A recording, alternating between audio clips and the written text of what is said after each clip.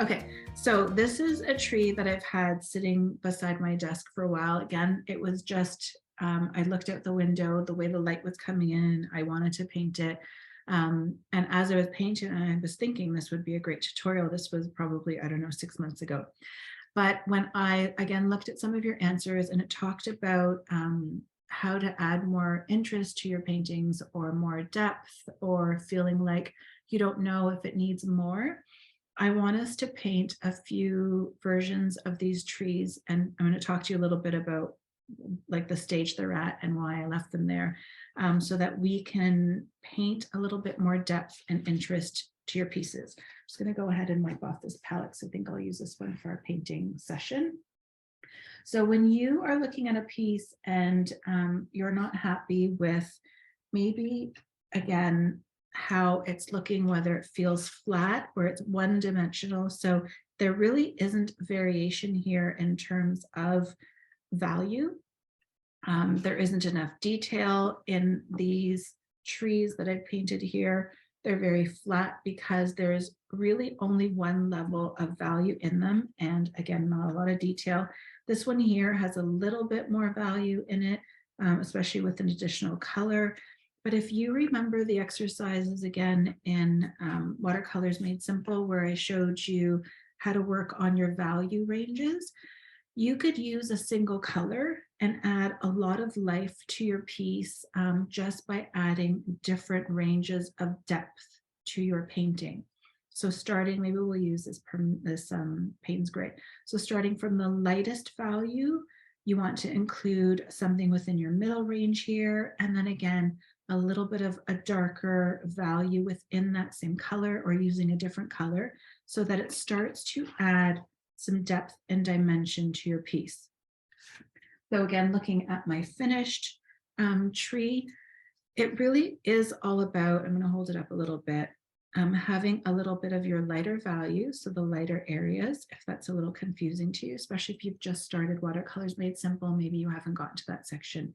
And then adding some mid-tone values. So I would say like the outer green parts here, and then the deeper, darker center values, which then add shadowing.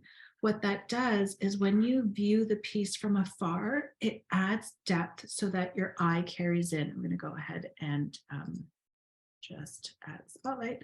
So it brings your eye in. We do this a lot in the landscape class when there is that value range that allows us to see some highlights and some darker areas.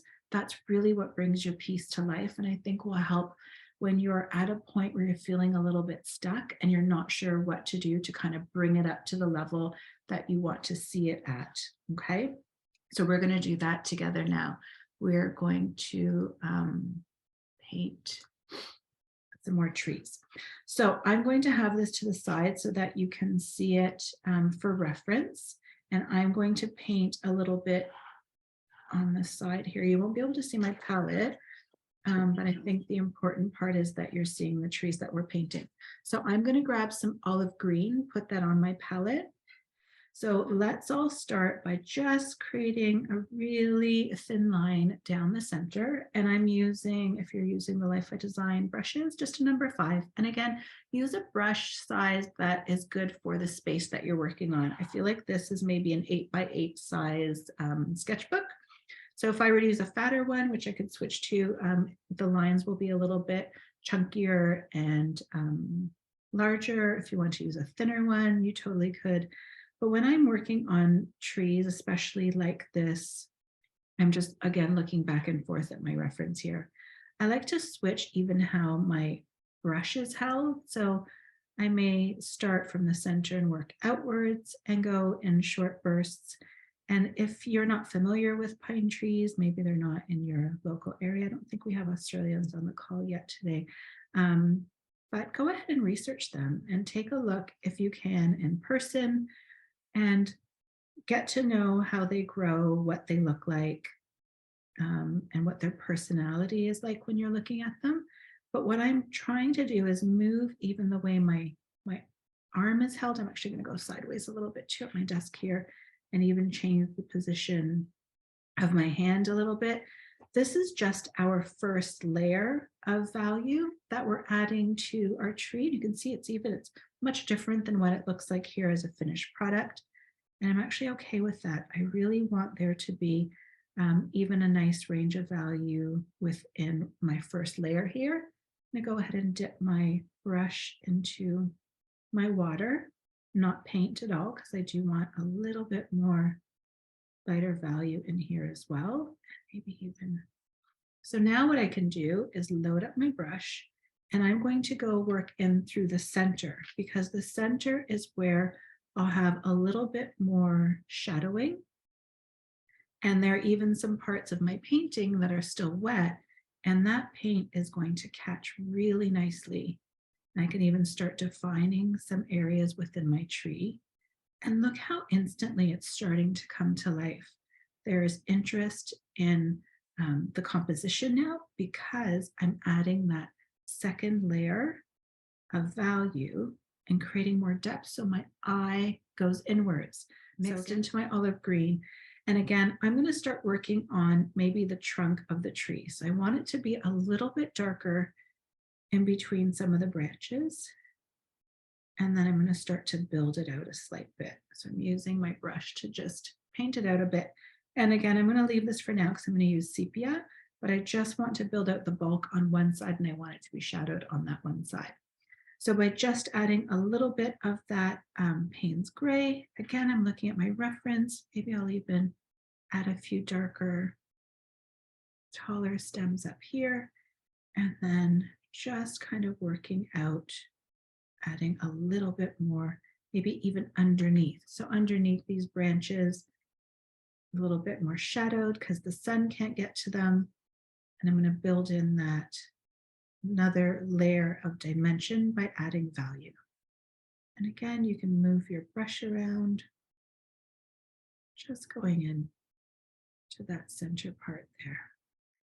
I used raw umber yesterday when I was doing my test, but I thought I would work with sepia only because we haven't used it a lot. It is a strong color, so I'm just washing my brush off a slight bit, that trunk a little bit, and take some of the sepia, and I can even bring it into different parts of the trunk in here.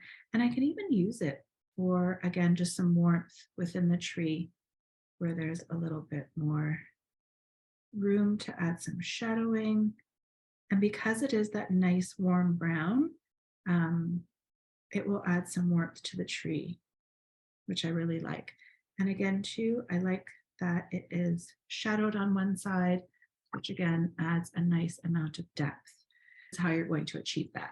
So I'm just taking some of that Payne's gray olive green mix here, and I'll go back to this tree that has some brush strokes that are a little bit more, again, expressive. If I wanted to add a little bit of depth to it, I can. So you can go back to old paintings that have dried that you're still maybe unsure of, and take a picture of them, but go back and add a deeper value. I can even go underneath here a slight bit. So the canopy would be a little bit darker down at the bottom.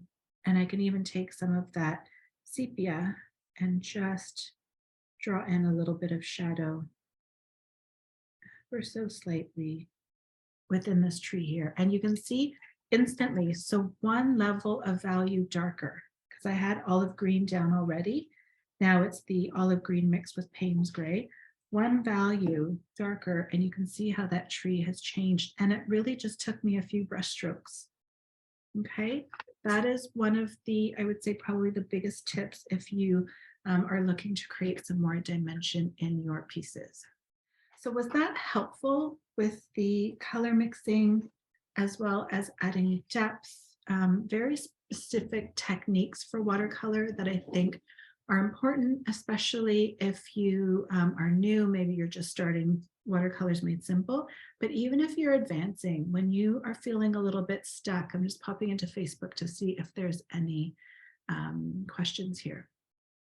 If you're feeling stuck with working on a finished piece and not feeling like it's finished, like knowing that it needs something but not quite sure, I would look at your reference if you're using a reference. Look at the shadows. So try to find the lightest colors within the piece and the darkest. And how much variation is there between the two? And even if you take, let me show you, even if you take two pieces of paper, and again, I don't have, there we go, and kind of hone in on the piece itself and looking for the lightest components and comparing them to the darkest components, decide if there's enough range within that value scale to make sure there is depth and interest to your piece, okay, so that it's not so flat.